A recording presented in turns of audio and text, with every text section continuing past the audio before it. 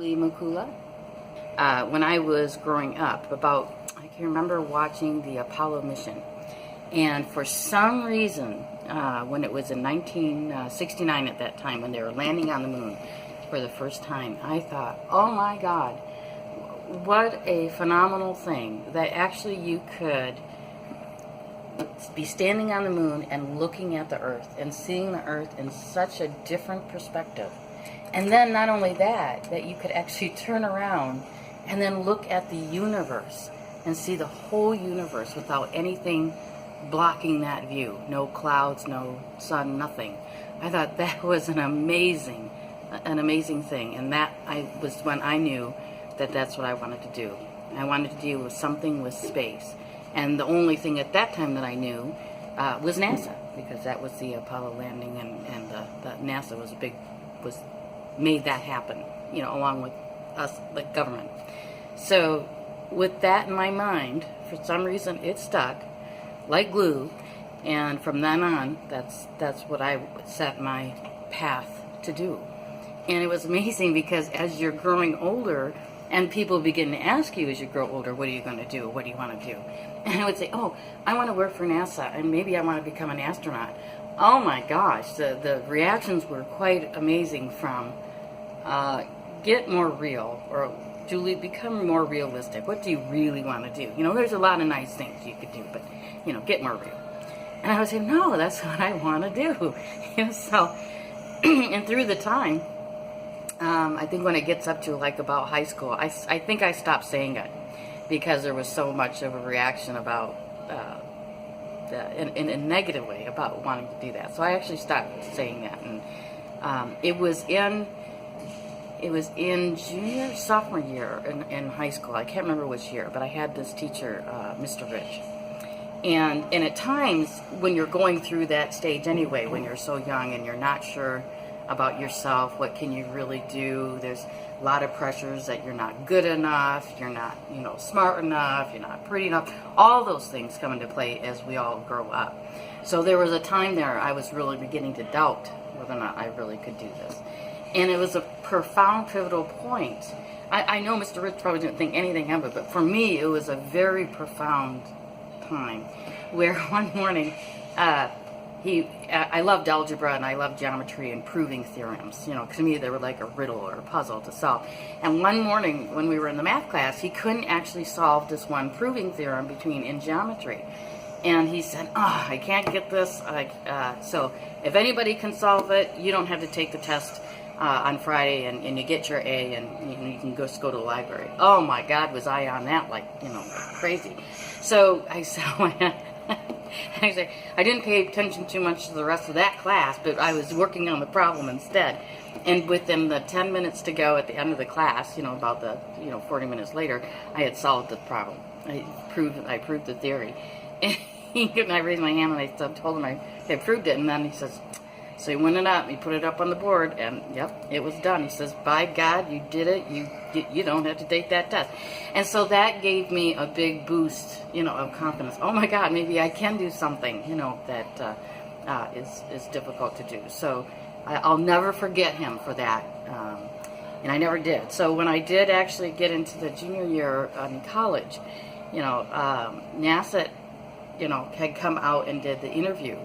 And by the end of that year, beginning of the senior year, they had offered me the job. And part of that is actually because when you get your path, I think when it's so much focused in your mind, you begin to do certain steps, certain things to make sure that you can get there. Like, for instance, working all the time at a young age, from 14 on, every summer, so you begin to learn different things that way. And then also I remember, when I graduated, I said, I really got to make sure I understand what engineering is about. So I just got dressed up, started going to Flint, and started knocking on the doors of engineering firms and says, I'm looking for a summer intern job. Well, you don't have to pay me. I just want to learn what it's like to be an engineer. And Sanborn, Stakiti, Otis, and Evans was the first one who hired me during my summer after high school, before I went even to my freshman year. And I did the engineering. I started doing the pathway of paving and designing that, and then I went to Flint the next year, and then so I was doing engineering ahead of time. And that was another piece that I can remember that when NASA hired me, that was a big part, that it already was doing that way ahead of time, that they then could see the determination to get there. So I had a job at NASA. So I came out to Ames Research Center. Always wanted to work for NASA.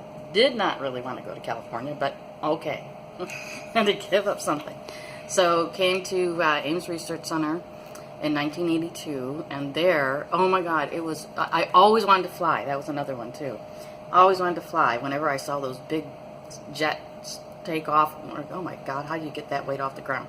So it was so beautiful. It was my first job there at NASA, was to design one of the cockpits for the YVAB, because they were doing upgrades to the cockpit of that fighter type vehicle, the Harrier type vehicle. So I'm just sitting there, my dream job, because now I have to go and hop inside the YVAB, cockpit, the real thing out there on the runway, and kind of look at it, design it up, get the feel, and then go back to my desk and start to design that cockpit that you can then modify for future changes that they would want to make. Oh, such a beautiful, that started off a beautiful career with doing aircraft research, designing helicopters, fighters, and then that's where the space shuttle, because then the space shuttle days were starting. They actually started in about 1979 is when we were looking at doing space shuttle simulation research to help them in their, what is it like to come in for approach and landing? What do you really have to do? What's the procedures? What's the process? So started working with the space shuttle, and that's where then the astronauts, we would begin to train the astronauts on how to do this, as well as change some of the engineering and landing profile elements. So with that, working with the astronauts then, which is another kind of dream thing, I had a couple days out of the months, that they would sign pictures. So I got this one very large picture of the space shuttle, and I had the astronauts as they came through. There's, every astronaut, the mission pilot and co-pilot have to come and fly before they go on the mission. So all of them have to come through at some point or another.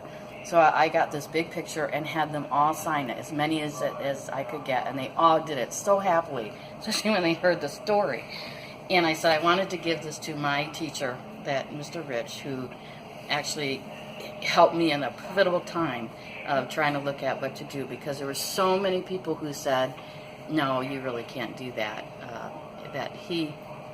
It allowed me to say go for it, not to give up on that passion. So I remember I called up the Monroe School after I had this big picture signed by all the astronauts, framed. It looked beautiful.